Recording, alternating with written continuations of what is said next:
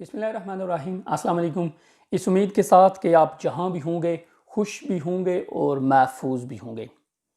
پچھتاوا ایک ایسی چیز ہے جو ساری زندگی انسان کے ساتھ ساتھ چلتا ہے۔ آج میں آپ کو ایک ایسا عمل بتاؤں گا، اگر آپ اس کو اپنی زندگی کے اوپر نافذ کر دیں تو آپ بہت حد تک پچھتاوے سے بچ سکتے ہیں۔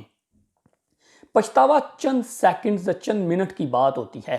آپ کی زندگی کا کوئی ایک فیصلہ جو آپ نے کیا ہے یا آپ نے نہیں کیا، اس کی بنیاد پر آنے والے وقت میں آپ کو پچھتاوے کا سامنا کرنا پڑ سکتا ہے۔ پچھتاوا ایک ایسی چیز ہے کہ اگر آپ نے زندگی میں کوئی فیصلہ کیا اور مستقبل میں آپ کو پتہ چلا کہ یہ فیصلہ آپ کے لیے سود مند نہ تھا تو آپ اس کے اوپر پچھتائیں گے۔ اسی طرح آپ نے زندگی میں ایک ایسا وقت دیکھا کہ آپ کو وہاں کچھ فیصلہ کرنے کی ضرورت پڑی، لیکن آپ مستقبل کے ڈر اور خوف سے اس فیصلہ کرنے کی جو اختتام ہے اس کے اوپر نہ پہنچ سکے اور آپ نے وہ جو فیصلہ تھا وہ نہ کیا، جس کی وجہ سے آنے والے وقتوں میں آپ ساری زندگی یہ پچھتاتے رہیں گے کہ فلاں وقت میں جب مجھے یہ فیصلہ کر لینا چاہیے تھا میں نے وہ فیصلہ نہیں کیا، اور آپ اسی کشمکش میں ذہنی طور پر پچھتا رہے ہوتے ہیں۔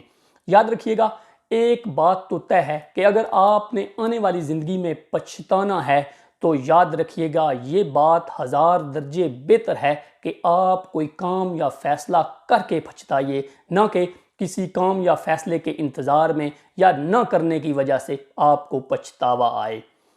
اس تناظر میں آپ کو ایک بالکل ہلکی سی مثال دینے سے واضح کرنے کی کوشش کروں گا کہ جو پچھتاوا ہے یہ آپ کی زندگی کے فیصلے جو ہیں اس کے اوپر کس طرح انحصار کرتے ہیں۔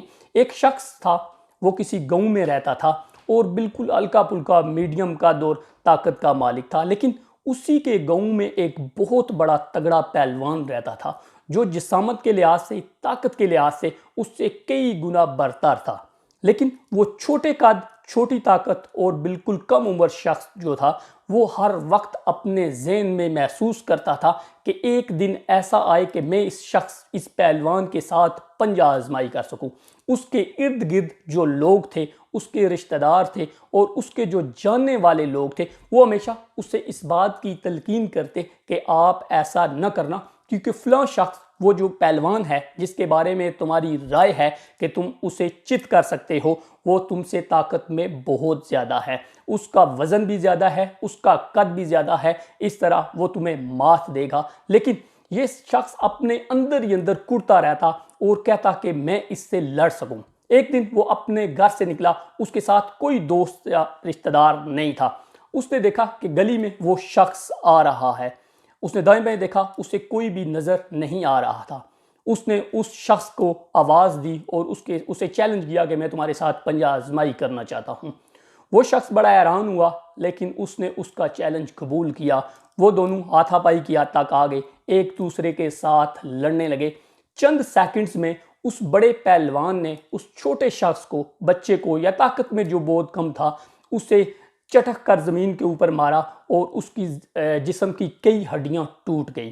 کچھ وقت بعد وہ گھر پہنچا یا اسے گھر پہنچایا گیا۔ اس کے وہی دوست یا رشتہ دار اس کے دائیں بائیں کھڑے تھے اور اسے کہنے لگے کہ ہم نے آپ کو منع کیا تھا ایسا کرنے سے، لیکن وہ شخص بڑا مطمئن تھا۔ ان دوستوں نے اس سے پوچھا کہ تمہاری کتنی ہڈیاں ٹوٹی ہیں؟ اس نے کہا کہ مجھے نہیں پتا، لیکن ایک بات طے ہے، میرے جسم میں جو درد ہو رہا ہے، مجھے جو اس وقت تکلیف ہو رہی ہے، اس سے لگتا ہے کہ میرے جسم کی بہت ساری ہڈیاں جو ہیں وہ ٹوٹ چکی ہیں۔ لیکن اس نے اگلی بات بڑی مزیدار کی۔ اس نے کہا کہ اگر آج یہ کام میں نہ کرتا تو مجھے ساری زندگی پچھتانا پڑتا، میں کوئی کام نہ کر کے پچھتاتا، انسٹیڈ آف میں نے وہ کام کیا۔ بے شک مجھے وقتی طور پہ نقصان ہوا، لیکن میں نے اپنی آنے والی زندگی کو آسان کر لیا ہے کہ مجھے زندگی میں کبھی بھی یہ پچھتاوا نہیں ہوگا کہ اگر میں اس شخص کے ساتھ لڑتا تو ہو سکتا ہے میں اسے ہرا دیتا، ہو سکتا ہے میں اس سے جیت سکتا، یا ہو سکتا ہے کہ میں اسے مات دے دیتا۔ میری دماغ سے جو وہ ایک خواہش تھی وہ ختم ہوئی اور میری ساری زندگی کا جو پچھتاوا ہے وہ بھی ختم ہوا۔ یاد رکھیے، اس بات سے ایک نتیجہ یہ نکلتا ہے کہ ہم اگر کوئی کام نہ کر کے ساری زندگی پچھتاتے رہیں تو اس سے 1000 درجے بہتر ہے کہ ہم کوئی کام کر کے پچھتائیں۔ اس سے ہم بہت ساری بیماریوں اور آنے والے خرابیوں سے بھی بچ سکتے ہیں۔